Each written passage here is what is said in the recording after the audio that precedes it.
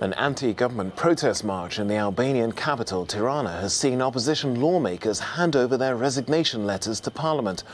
The lawmakers, led by the head of the opposition Democratic Party, Luzim Basha, claim the ruling Socialist Party is corrupt and has links to organised crime. In an interview with Italian state TV, Basha explained the reasons behind the move. We understand that this is an extreme act. We are not expecting congratulations. This must also be a wake-up call. What we are asking for is the standards and the values of European democracy and of American democracy.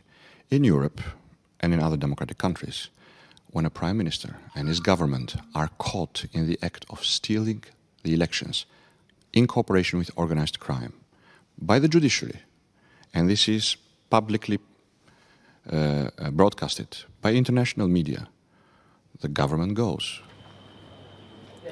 Well, let's talk now to our correspondent in the Albanian capital, Tirana, Ernest Bunguri. Ernest, there were protests over the weekend and now these demonstrations today. Explain to us, why people are so angry about this.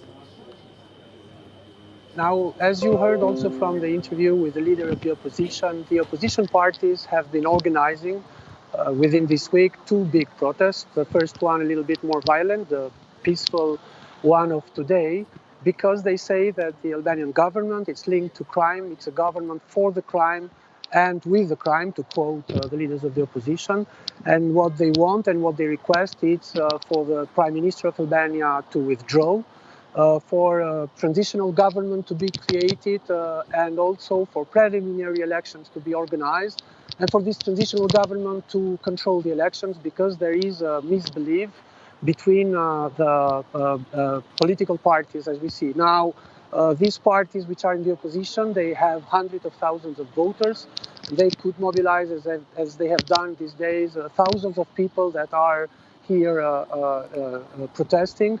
And what they're asking for, again, is the removal of this government before the elections that are coming and to organize new elections. They say that this government is linked with crime, corruption, and with organized crime. Now, Albania faces these challenges. Albania is a country where the corruption is widespread, where we have to fight the organized crime. And the protests of the oppositions are continuing in this way.